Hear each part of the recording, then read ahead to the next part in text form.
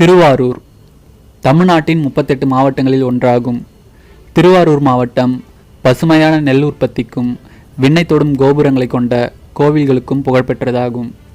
திருவாரூர் தமிழ்நாட்டின் தலைநகரமான சென்னையிலிருந்து 290 கிலோமீட்டர் தொலைவில் தமிழ்நாட்டின் தென்கிழக்கு பகுதியில் அமைந்துள்ளது. திருவாரூர் மாவட்டம் நாகப்பட்டினம் மற்றும் தஞ்சாவூர் மாவட்டத்திற்கு இடையில் அமைந்துள்ளது.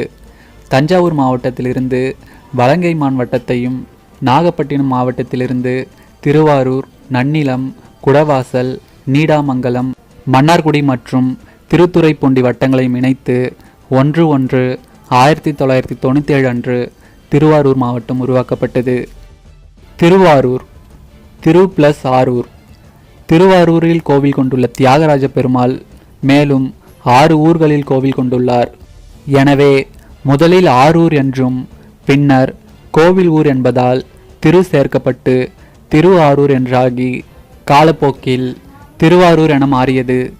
திருவாரூர் என்ற பெயருக்கு வழங்கப்படும் மற்றும் ஒரு காரணம், திருமகள் திருமாலை அடைய வேண்டி திருவாரூரில் உள்ள வான்மீகிநாதரை வழிபட்டு வரம் பெற்று திருமாலை மணந்து கொண்டதுடன் தன் பெயரிலேயே ஊர் வழங்கப்பட வேண்டும் என்று கேட்டதால் கமலாயம் அல்லது திருவாரூர் என பெயர் பெற்றது என கூறப்படுகிறது. திருவாரூர் சோழ சாம்ராஜ்யத்தின் 5 பாரம்பரிய தலைநகரங்களில் ஒன்றாக இருந்துள்ளது. திருவாரூரை ஆண்ட மனுநீதி சோழன் பசுவிற்கு நீதி வழங்க தன் சொந்த மகனையே தேரேற்றி கொன்றது வரலாற்றில் நீதிக்கு சிறந்த எடுத்துக்காட்டாய் அறியப்படுகிறது.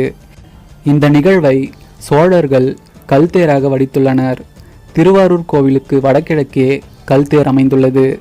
கல்தேரை பொதுமக்கள் காலை மற்றும் மாலை வேளைகளில் காணலாம்.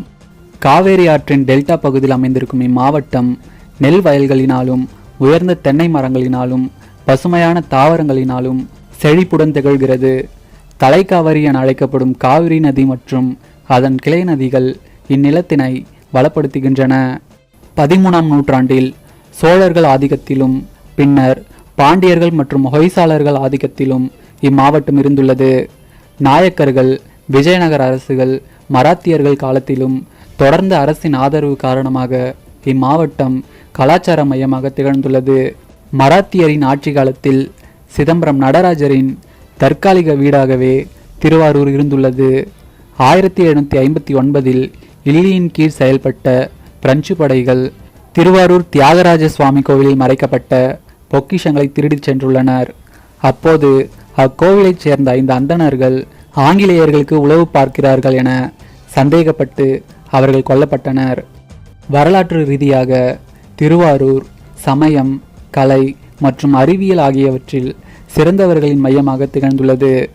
திருவிழிமிழலை, திரும்பாம்புரம், திருமியச்சூர், திருவாஞ்சியம், தில்லை விளாகம் மற்றும் திருக்கண்ணமங்கை போன்ற வரலாற்றில் பிரபலமான கோவில்கள் இம்மாவட்டத்தில் அமைந்துள்ளன. முத்துப்பேட்டை அருகே ஜாம்புவானோடையில் பழமையும் புகழும் மிக்க தர்கா அமைந்துள்ளது. கர்நாடக சங்கீத மும்மூர்த்திகளான தியாகராஜர், முத்துசாமி தீட்சதர், சியாம சாஸ்திரி ஆகியோர் திருவாரூரில் பிறந்தவர்கள். திருவாரூர் மாவட்டத்தில் வேளாண்மை தொழில் மிக முக்கிய தொழிலாக உள்ளது. 70 விழுக்காட்டிற்கும் மேற்பட்டவர்கள் விவசாயத்தையே நம்பியுள்ளனர். இம்மாவட்டத்தின் முதன்மை சாகுபடி பயிர் நெற்பயிராகும். தமிழ்நாட்டின் நெற்களஞ்சியத்தை நிரப்புவதில் இம்மாவட்டம் முக்கிய பங்கு வகிக்கிறது. தலைக்காவிரி மற்றும் அதன் கிளை நதிகள் பாசனத்திற்கு அளிக்கும் வண்டல் மண் வளத்தால் வேளாண்மையில் முக்கிய இடத்தை பெற்றிருக்கிறது திருவாரூர் மாவட்டம். இம்மாவட்டத்தின் இயற்கை அழகிற்கு முத்துப்பேட்டையில் அமைந்துள்ள மாங்க்ரோவ் காடுகள் காரணமாகின்றன. 1937 பிப்ரவரி மாதத்தில் முத்துப்பேட்டை மாங்க்ரோவ் காடுகள் பாதுகாக்கப்பட்ட காடுகளாக சென்னை மாகாண அரசினால் அறிவிக்கப்பட்டது. தற்போது தமிழ்நாடு வனத்துறை இதனை பாதுகாத்து பராமரித்து வருகிறது. பஞ்சமுக வாத்தியத்தின் 5 முகங்களும் 5 விதமான ஓசையை எழுப்பும் பஞ்சமுக வாத்தியமும் பாரி நாதஸ்வரமும் திருவாரூரில் மட்டுமே காணப்படுகிறது என்பது சிறப்பு. திருவாரூர் நகரத்தில் அமைந்துள்ள ஸ்ரீ தியாகராஜர் கோவில் பல சிறப்புகளை கொண்டது. ஆசியாவின் மிகப்பெரிய தேர் திருவாரூர் கோவில் தேராகும். திருவாரூர் கோவில் சிதம்பரம் கோவிலை விட பழமையானது என்பதை குறிக்கும் வகையில் இங்கு பாடப்படும் தேவாரத்தில் திருச்சிற்றம்பலம் என்ற வார்த்தை குறிப்பிடப்படுவதில்லை. திருவாரூர் கோவில் அளவும் தெப்பக்குளமும் ஒரே அளவு கொண்டதாகும். ஸ்ரீ தியாகராஜர் கோவில் 9 ராஜகோபுரம், 80 விமானம், 12 உயர மதில்கள், 13 மண்டபங்கள், 15 தீர்த்த கிணறுகள், 3 தோட்டம், 3 பிரகாரம், 24 உட்கோவில்கள், 365 சிவலிங்கங்கள், 100க்கும் மேற்பட்ட சன்னதிகள் என பிரம்மாண்டமான கட்டிட அமைப்பை கொண்டது திருவாரூர் தியாகராஜர் கோவில். இக்கோவிலில் சிவபெருமானுக்கு 2 சன்னதிகள் உள்ளன.